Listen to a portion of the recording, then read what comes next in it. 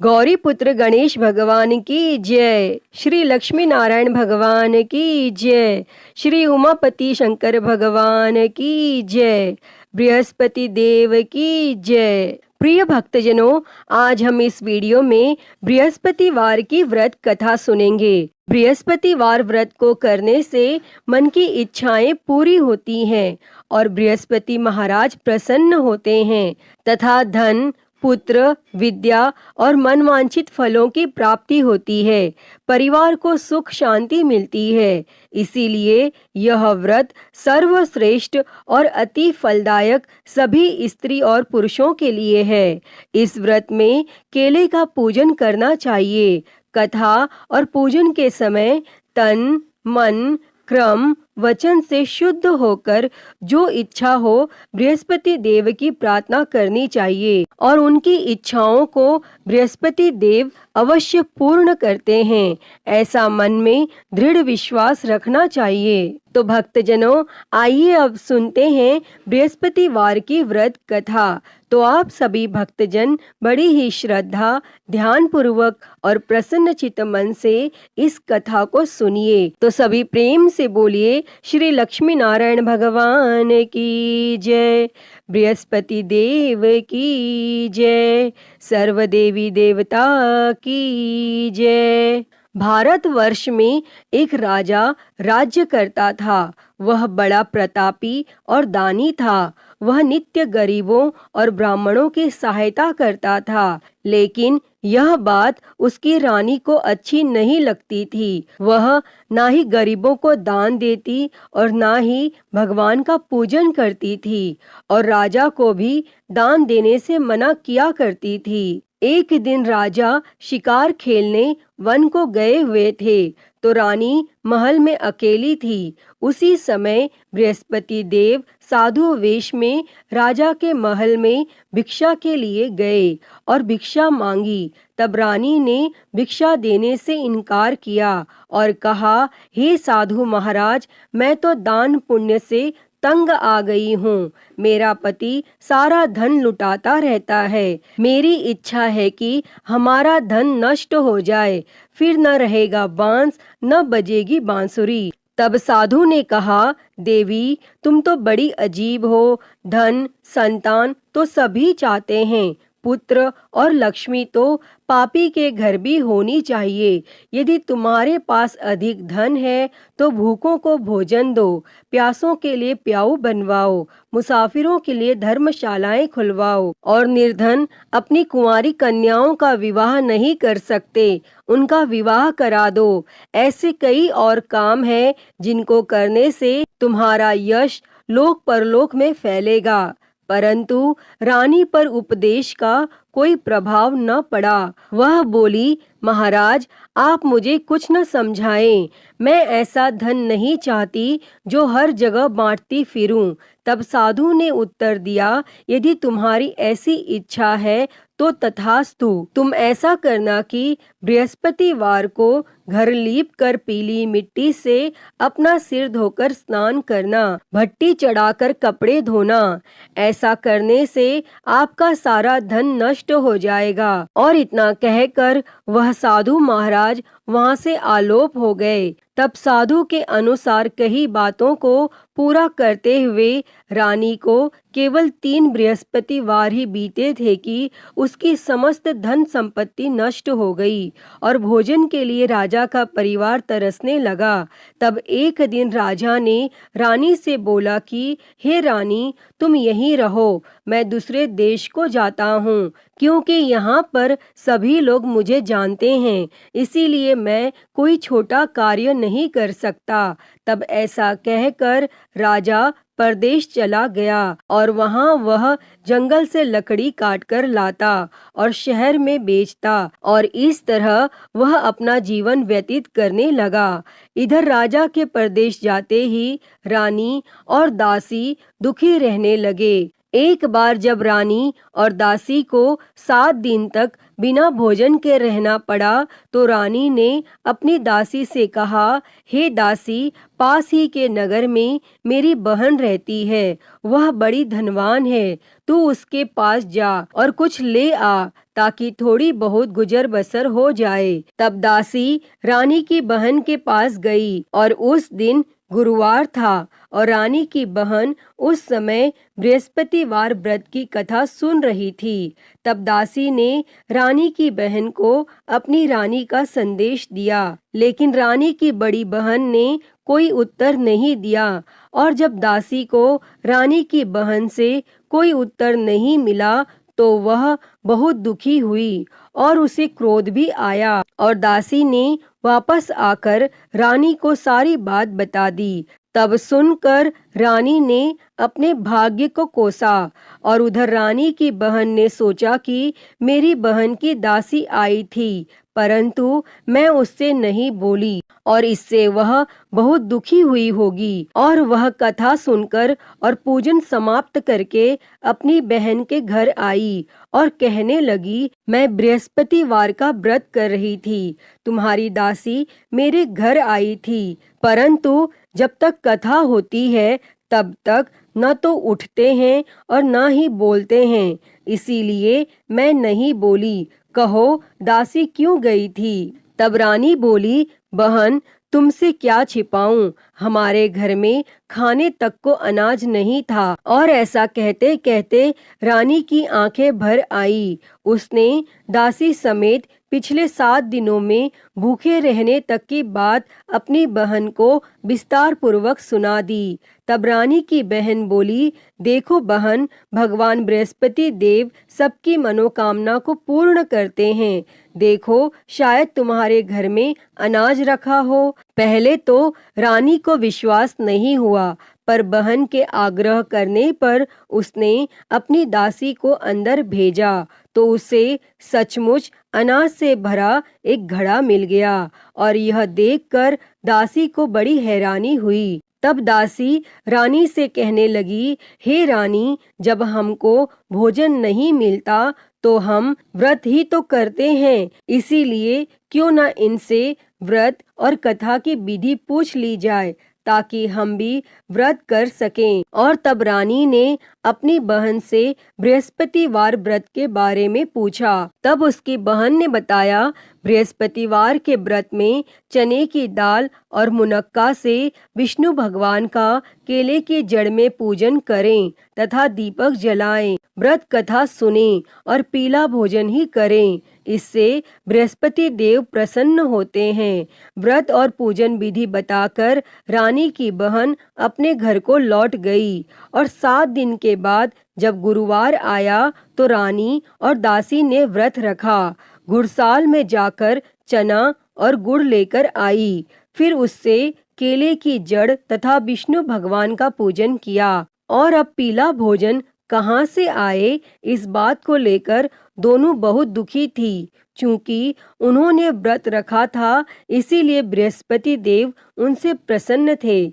इसीलिए वे एक साधारण व्यक्ति का रूप धारण कर 2 थालों में सुंदर पीला भोजन दासी को दे गए। और तब भोजन पाकर दासी प्रसन्न हुई और फिर रानी के साथ मिलकर भोजन ग्रहण किया और उसके बाद वे सभी गुरुवार को व्रत और पूजन करने लगी। बृहस्पति भगवान की कृपा से उनके पास फिर से धन संपत्ति आ गई, परंतु रानी फिर से पहले की तरह आलस्य करने लगी। तब दासी बोली, देखो रानी, तुम पहले भी इस प्रकार आलस्य करती थी, तुम्हें धन रखने में कष्ट होता था और इस कारण सब धन नष्ट हो गया।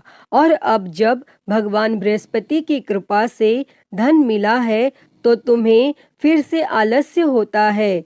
और रानी को समझाते हुए दासी कहती है कि बड़ी मुसीबतों के बाद हमने यह धन पाया है, इसीलिए हमें दान पुण्य करना चाहिए, भूखे मनुष्यों को भोजन कराना चाहिए और धन को शुभ कार्यों में खर्च करना चाहिए, जिससे तुम्हारे कुल का यश बढ़ेगा, स्वर्ग की प्राप्ति होगी और पितर प्रसन्न होंगे। और तब दासी की बात मानकर रानी अपना धन शुभ कार्यों में खर्च करने लगी, जिससे पूरे नगर में उसका यश फैलने लगा। और बृहस्पतिवार व्रत कथा के बाद श्रद्धा के साथ आरती की जानी चाहिए। इसके बाद प्रसाद बांटकर उसे ग्रहण करना चाहिए। और यहाँ एक दिन राजा दुखी होकर जंगल में एक पेड़ के नीचे आसन जमाकर बैठ गया। वह अपनी दशा को याद करके व्याकुल होने लगा और बृहस्पतिवार का दिन था। एकाएक उसने देखा कि निर्जन वन में एक साधु प्रकट हुए और वह साधु वेश में स्वयं बृहस्पति देवता थे। लकड़हारे के सामने आकर बोले, हे लकड़हारे, इस सुनसान जंगल में तू चिंता मग्न क्यों बैठा है? तब लकड़हारे ने दोनों हाथ जोड़कर प्रणाम किया और उत्तर दिया, हे महात्मा जी, आप सब कुछ जानते हैं, मैं क्या कहूँ? यह कहकर रोने लगा और साधु को अपनी आत्मकथा सुनाई। तब महात्मा जी ने कहा, तुम्हारी स्त्री ने बृहस्पतिवार के दिन बृहस्पति भगवान का निरादर किया है, जिसके कारण रुष्ट होकर उन्होंने तुम्हारी यह दशा कर दी। अब तुम चिंता को दूर करके मेरे कहने पर चलो तो तुम्हारे सब कष्ट दूर हो जाएंगे और भगवान पहले से भी अधिक संपत्ति देंगे। तुम बृहस्पति के दिन कथा किया करो। 2 पैसे के चने मुनक्का लाकर उसका प्रसाद बनाओ और शुद्ध जल से लोटे में शक्कर मिलाकर अमृत तैयार करो। कथा के पश्चात अपने सारे परिवार और सुनने वाले प्रेमियों में अमृत व प्रसाद बांटकर आप भी ग्रहण करो। ऐसा करने से भगवान तुम्हारी सब मनोकामनाएं पूरी करेंगे। तब साधु के ऐसे वचन सुनकर लकड़हारा बोला, हे प्रभु, मुझे लकड़ी बेचकर इतना पैसा नहीं मिलता जिससे भोजन के उपरांत कुछ बचा सकूं। मैंने रात्रि में अपनी स्त्री को व्याकुल देखा है। मेरे पास कुछ भी नहीं जिससे मैं उसकी खबर मंगा सकूं। तब साधु ने कहा, हे लकड़हारे, तुम किसी बात की चिंता मत करो। बृहस्पति के दिन तुम रोजाना की तरह लकड़ियां लेकर शहर को जाओ। तुमको रोज से दुगना धन प्राप्त होगा, जिससे तुम भली भांति भोजन कर लोगे तथा बृहस्पति देव की पूजा का सामान भी आ जाएगा। और इतना कहकर साधु अंतर ध्यान हो गए और धीरे धीरे समय व्यतीत होने पर फिर वही बृहस्पतिवार का दिन आया और लकड़हारा जंगल से लकड़ी काटकर किसी शहर में बेचने गया। उसे उस दिन और दिन से अधिक पैसा मिला।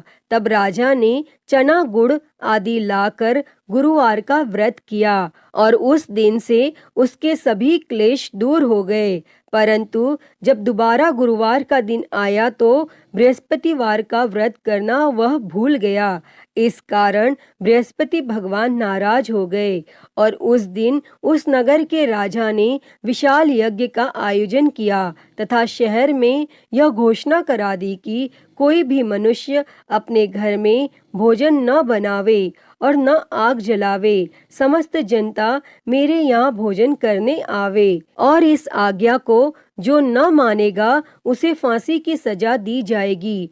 और इस तरह की घोषणा संपूर्ण नगर में करवा दी गई। तब राजा की आज्ञा अनुसार शहर के सभी लोग भोजन करने गए, लेकिन लकड़हारा कुछ देर से पहुंचा, इसीलिए राजा उसको अपने साथ घर लिवा ले गए और ले जाकर भोजन करा रहे थे तो रानी की दृष्टि उस खूंटी पर पड़ी जिस पर उसका हार लटका हुआ था। वह वहां पर दिखाई नहीं दिया। तब रानी ने निश्चय किया कि मेरा हार इस मनुष्य ने चुरा लिया है और उसी समय सिपाहियों को बुलाकर उसको कारागार में डलवा दिया। और जब लकड़हारा कारागार में पड़ गया और वह बहुत दुखी होकर विचार करने लगा कि न जाने कौन से पूर्व जन्म के कर्म से मुझे यह दुख प्राप्त हुआ है, और वह उसी साधु को याद करने लगा जो कि जंगल में मिले थे। तब उसी समय तत्काल बृहस्पति देव साधु के रूप में प्रकट हुए और उसकी दशा को देखकर कहने लगे, अरे मूर्ख, तूने बृहस्पति देव की कथा नहीं करी, इस कारण तुझे दुख प्राप्त हुआ है। अब चिंता मत कर, बृहस्पतिवार के दिन कारागार के दरवाजे पर 4 पैसे पड़े मिलेंगे। उनसे तू बृहस्पति देव की पूजा करना और तेरे सभी कष्ट दूर हो जाएंगे। तब बृहस्पतिवार के दिन उसे 4 पैसे मिले। लकड़हारे ने कथा कही और उसी रात्रि को बृहस्पति देव ने उस नगर के राजा को स्वप्न में कहा, हे राजा, तुमने जिस आदमी को कारागार में बंद कर दिया है वह निर्दोष है, वह राजा है, उसे छोड़ देना।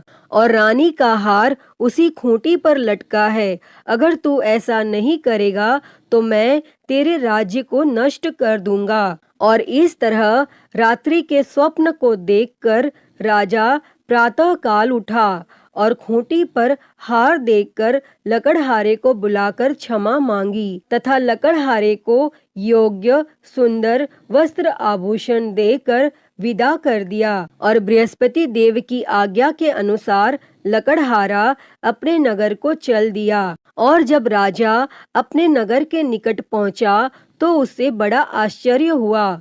नगर में पहले से अधिक बाग, तालाब, कुएं तथा बहुत सी धर्मशाला, मंदिर आदि बन गई हैं। तब राजा ने पूछा, यह किसका बाग और धर्मशाला है? तब नगर के सब लोग कहने लगे, यह सब रानी और बांदी के हैं। तो राजा को आश्चर्य हुआ और गुस्सा भी आया। और जब रानी ने यह खबर सुनी कि राजा आ रहे हैं तो रानी ने बांदी से कहा कि हे दासी, देख राजा हमको कितनी बुरी हालत में छोड़ गए थे और हमारी ऐसी हालत देखकर वह लौट न जाए, इसीलिए तू दरवाजे पर खड़ी हो जा।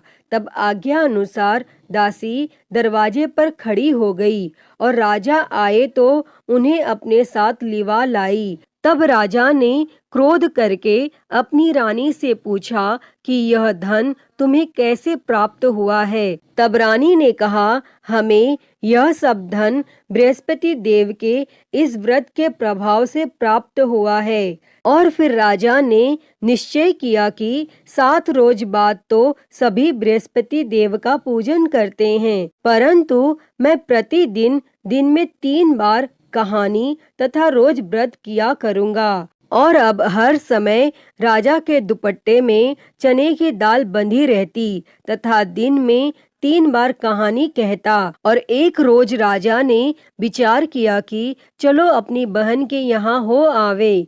इस तरह निश्चय कर राजा घोड़े पर सवार हो अपनी बहन के यहाँ को चलने गया। मार्ग में उसने देखा कि कुछ आदमी एक मुर्दे को लिए जा रहे हैं। उन्हें रोककर राजा ने कहा, अरे भाइयों, मेरी बृहस्पति देव की कथा सुन लो। और वे बोले, लो, हमारा तो आदमी मर गया है, इसको अपनी कथा की पड़ी है। परंतु कुछ आदमी बोले, अच्छा कहो, हम तुम्हारी कथा भी सुनेंगे। तब राजा ने दाल निकाली और जब कथा आधी हुई थी कि मुर्दा हिलने लग गया। और जब कथा समाप्त हो गई तो राम राम करके मनुष्य उठकर खड़ा हो गया। और आगे मार्ग में उसे एक किसान खेत में हल चलाता मिला। तब राजा ने उसे देखकर उससे बोले, अरे भैया, तुम मेरी बृहस्पतिवार की कथा सुन लो। तब किसान बोला, जब तक मैं तेरी कथा सुनूंगा तब तक 4 हरिया जोत लूंगा। जा अपनी कथा किसी और को सुना। इस तरह राजा आगे चलने लगा और राजा के हटते ही बैल पछाड़ खाकर गिर गया तथा किसान के पेट में बड़ी जोर का दर्द होने लगा। और उस समय उसकी माँ रोटी लेकर आई। उसने जब यह देखा तो अपने पुत्र से सब हाल पूछा। तब बेटे ने सभी हाल कह दिया। तो बुढ़िया दौड़ी दौड़ी उस घुड़सवार के पास गई और उससे बोली कि मैं तेरी कथा सुनूंगी, तू अपनी कथा मेरे खेत पर चलकर ही कहना।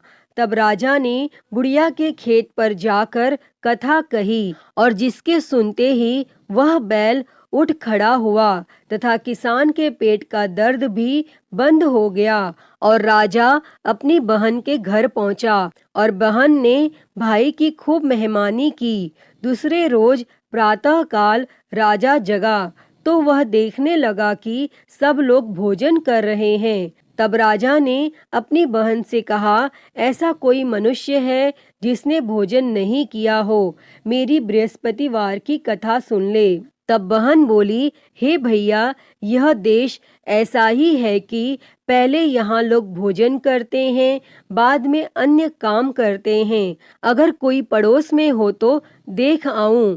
और वह ऐसा कहकर देखने चली गई, परंतु उसे कोई ऐसा व्यक्ति नहीं मिला जिसने भोजन न किया हो। अतः वह एक कुम्हार के घर गई जिसका लड़का बीमार था। उसे मालूम हुआ कि उनके यहाँ 3 रोज से किसी ने भोजन नहीं किया है।